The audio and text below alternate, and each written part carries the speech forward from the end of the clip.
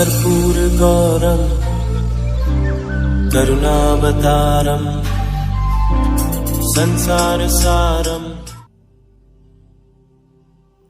ओम शिवाय, जय माता दी। पुनः स्वागत है आप सभी का बहुत प्यारे से मेष राशि के जातक 9 अक्टूबर से लेकर 2 नवंबर तक प्यारे शुक्र बाबा जो है वह कन्या राशि में प्रवेश कर जाएंगे और तब तक यह जो है नीच प्रभावी बने रहेंगे।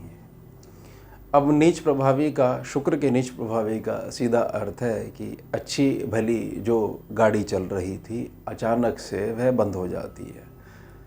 और बंद ऐसे हो जाती है कि पूरे तरीके से बंद नहीं हुई है, लेकिन अटकाव आने शुरू हो चुके हैं। ध्यान बना के रखिएगा कि आपकी निजी लगन कुंडली में शुक्र जो है नीच प्रभावी हो तो स्थिति जो है ज़्यादा प्रभाव डालेगी आपके ऊपर। यानी समझ लीजिए थोड़ा सा कष्टकारी समय रहने वाला है। लेकिन शुक्र अगर नीच प्रभावी हैं, शुक्र की बुध के साथ युति है, शनि के साथ युति है, या इन दोनों की दृष्टि में वो आ रहे हैं, यानी कि बुध शुक्र को देख रहे हैं या युति है, शनि शुक्र को देख रहे हैं या युति है, तो समझ लीजिए कि थोड़ा बहुत आपको फ़र्क पड़ेगा। उसके पश्चात जो नॉर्मल रूटीन जो चल रहा था वो आने लग जाएगा, बल्कि कुछ ना कुछ उसमें मतलब बढ़त मिलेगी ही मिलेगी। इसके अलावा जितने भी ग्रह हैं उनके साथ युति हो या वो ग्रह सीधे तौर पर शुक्र को देख रहे हो तो समझ लीजिएगा कि 9 अक्टूबर से लेकर 2 नवंबर तक का समय थोड़ा सा संघर्ष वाला जा सकता है। अब ये संघर्ष कैसा रहने वाला है, ध्यान बना के रखिएगा कि सबसे पहले शुक्र के नीच प्रभावी होने से पहले आपको ये प्रभाव तो समझने ही पड़ेंगे, लेकिन समझना पड़ेगा कि शुक्र कहीं ना कहीं आपकी जो इच्छा शक्ति है, मानसिकता है, उसकी दुर्बलता को भी दर्शाता है जब वो नीच प्रभावी हो जाते हैं। अब समझिए ऐसे, यहाँ पर चंद्रमा की बात करी जा रही है। चंद्रमा क्या है? चंद्रमा है नकद धन। नकद धन और सुख सुविधाएं आपके पास अच्छे तरीके से जो बैठी हुई हैं, अच्छा भोजन आप प्राप्त कर रहे हो, निजी छत भी आपकी है, लेकिन फिर भी आपको यह लग रहा है कि मेरा जीवन व्यर्थ है और अब मेरे जीवन में कुछ भी नहीं होने वाला है, क्योंकि आज तक ही कुछ अच्छा नहीं हुआ है। किसी भी रूप में आप धन्यवाद दे ही नहीं पा रहे हो अपनी वर्तमान स्थिति, जो कि बहुत अच्छी बनी हुई है। जो नहीं है वह उस अभाव में जो है एक प्रकार से आपका कंप्लेंट सेक्शन खुला हुआ है। तो ये क्या चीज़ है? ये है शुक्र नीच प्रभावी या शुक्र का पीड़ित होना। अब ध्यान से समझिएगा, ये जो कुंडली है आपके सम्मुख, इसमें जहाँ वृषभ राशि है, धन स्थान है, धन का भंडारण स्थान है, कुटुंब का सेक्शन है, वाणी का सेक्शन है, और जहाँ तुला राशि है 7वां सेक्शन है, यह आपकी दैनिक आमदनी को दर्शा रहा है। अब इसके स्वामी शुक्र जो हैं वह केतु बाबा की पकड़ से बाहर निकलते हुए, राहु की दृष्टि से हटते हुए आगे मूव कर जाएंगे कन्या राशि में, यानी षष्ठम भाव में आ जाएंगे। शुक्र के यहाँ पर आने का सीधा सा मतलब है कि धन का जो भंडारण है कि आगे कुछ नहीं हो पाएगा, मेरा कोई अपना नहीं है, और किसी भी रूप में कोई अच्छी बात जो है मन आपके निकालने ही नहीं देगा सामने वाले के लिए। यानी हर वक्त जो है हमें सम्मुख व्यक्ति की जो है केवल जो है गलतियाँ ही नज़र आएंगी। यानी वाणी की जो है एक प्रकार से मान लीजिए कि कटुता वाले भाव जो है वो बढ़ा देगा। उसके पश्चात दैनिक आमदनी के विषय में आपको एक पहले से ही नॉलेज दे दी जाएगी शुक्र नीच प्रभाव के कारण। अगर जो है पीड़ा अधिक पहुँचती है लगन कुंडली के माध्यम से भी, कि भाई कुछ नहीं होने वाला, मतलब आपका आंतरिक मन में एक ऐसा पक्ष आगे खड़ा हो जाएगा जो आपको लगातार गिराने का प्रयास करेगा। प्रार्थना रहेगी यहाँ पर हमारे को बहुत अधिक अपने चरित्र पे बल देना होगा। चरित्र पे अगर हम बल नहीं देंगे तो शुक्र को हम खुद ही जो है दबाने लग जाएंगे। अब शारीरिक क्रियाओं के माध्यम से आप मत समझिएगा कि इसी को केवल चरित्र बोलते हैं। चरित्र का एक अर्थ यह है कि आपको अपने कर्तव्य की पालना करनी ही करनी है। इसी से पता लगता है कि आप चरित्रवान हैं। और यहाँ पर शुक्र नीच प्रभावी होने के पश्चात क्या कर रहे हैं? आपके मनोबल को गिराने का प्रयास कर रहे हैं लगातार। कि कुछ अच्छा नहीं हो रहा है, कुछ अच्छा नहीं लग रहा है, कुछ समझ में नहीं आ रहा है और कुछ अच्छा होगा भी नहीं, ये हमारे को पहले से पता है। कोई कार्य करने का मन नहीं कर रहा है।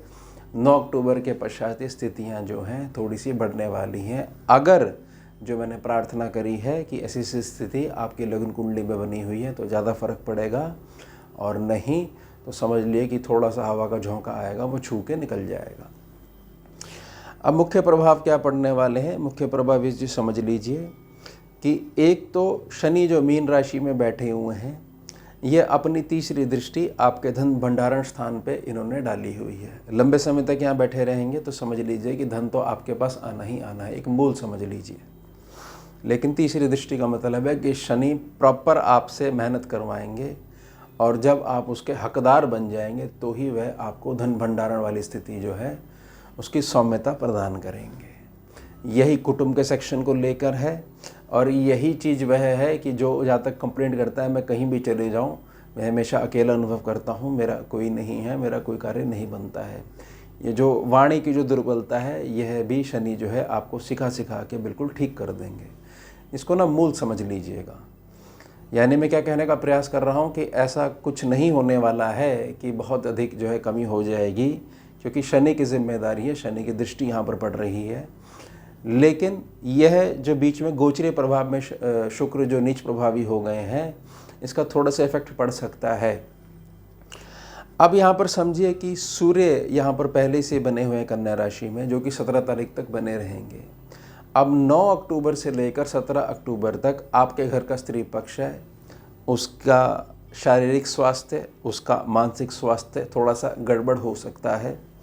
आपको ऐसा लग सकता है कि मेरा जीवन साथी जो है मुझे समझना ही नहीं चाहता है, उसको सारी बात मेरी उल्टी नज़र आती है, मैं कुछ भी अच्छा करने का प्रयास कर रहा हूँ, टोक देता है, रोक देता है। लेकिन ये स्थिति क्या है कि सूर्य साथ में बैठे हुए हैं। हालांकि जब 17 तारीख के पश्चात ये आगे जाके इन्हीं के स्थान पर जाके नीच प्रभावी हो जाएंगे, तुरंत प्रभाव से आपको वह जो जीवन साथी के साथ जो चीज़ें हो रही हैं उसमें जो है कुछ जो है पॉजिटिविटी देखने को मिल जाएगी। अब आपको ये चीज़ समझनी है कि बुध भी 3 तारीख को 3 अक्टूबर से आगे मूव करके तुला राशि में पहुंच जाएंगे। सूर्य जिस स्थान पे जाएंगे नीच प्रभावी हो जाएंगे, लेकिन अपनी ऊष्मा के कारण, गर्माहट के कारण जो प्रकाश है इस स्थान को थोड़ा सा जलाएंगे भी, उसको बहुत अच्छे से एब्जॉर्ब कर लेंगे बुध बाबा। और 24 तारीख तक ये तुला राशि में बने रहेंगे। उसके पश्चात ये फिर वृश्चिक राशि में आगे पहुंच जाएंगे। तो हमारे को क्या चीज़ समझनी है? हमारे को चीज़ समझनी है कि यहाँ पर मंगल पहले से बने हुए हैं। बहुत सारी चीज़ें ऐसा हो सकता है कि आपकी दैनिक आमदनी के विषय में, क्योंकि शुक्र पीछे से नीच प्रभावी चल रहे हैं, मूल ग्रह जो आपको जो मूल ग्रह की जो पावर है वह लगभग आधी हो गई है, और लगन कुंडली में विपरीत स्थितियाँ बनी हुई हैं तो और भी अधिक जो है नीचे जा चुकी हैं। तो आपको केवल और केवल यह जो समय है, यह समय 2 ग्रहों के बल के ऊपर जो है आगे बढ़ा सकता है। पहले है शनि। शनि का अर्थ क्या है कि जो कार्य कर रहे हो उस कार्य को हर हाल में पूरा करना ही करना है। यह बिल्कुल नहीं लेके आना है कि आज ऐसा समय हो गया है, मेरा पिछले दुख इतने ज़्यादा हैं, वो पिछले जो पुराण हैं उनको बाहर नहीं लेके आना है। दूसरे हैं बुध।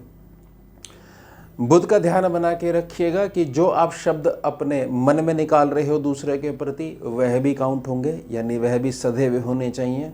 मुख से निकाल रहे हो, असल में वाणी बोल रहे हो, वह भी बड़ी मीठी होनी चाहिए।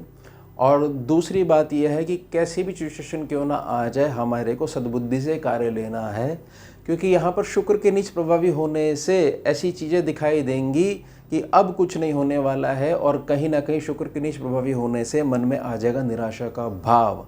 अगर यह चीज़ निराशा का भाव आ जाती है तो आप हर प्रकार की सामर्थ्य रखने के पश्चात भी यह ही कहोगे बार बार कि मैं कुछ नहीं कर सकता हूँ, मेरे से कुछ होगा ही नहीं। प्रार्थना रहेगी।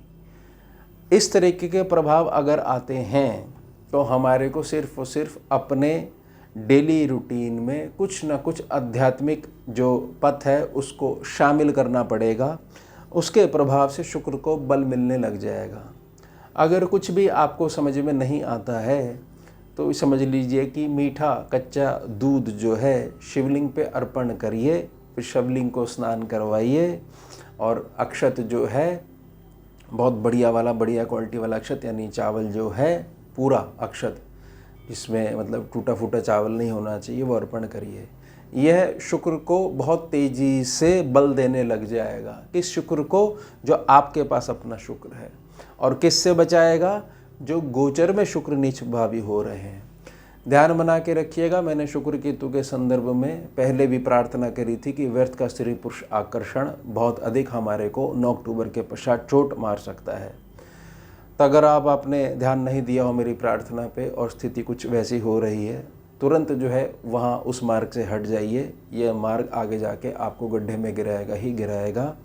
प्रार्थना रहेगी शिवलिंग के माध्यम से, शिव अर्चना के माध्यम से जितना अधिक शुक्र आप मजबूत कर लोगे नीच प्रभावी के समय में, यानी कि 9 अक्टूबर से लेकर 2 नवंबर तक, तो उतना अधिक जो है आशीर्वाद आपके साथ चलना शुरू हो जाएगा। ध्यान बना के रखिएगा, स्थितियाँ केवल आपका मनोबल गिराने का प्रयास करेंगी। यही है शुक्र का नीच प्रभावी। अगर उन स्थितियों में शनि और बुध के गुणों को आप अपना लेते हो, फिर बड़ी सरलता से आप यह जो विपरीत समय आ रहा है इसको पार कर लोगे। तो यह हो गया हमारा उत्तम विषय। मिलते हैं आपसे अगले भाग में नए विषय के साथ। जुड़िए और जोड़िए। ओम शिवा जय माता। भुजगेन्द्रहारं कर्पूरगौरं करुणावतारं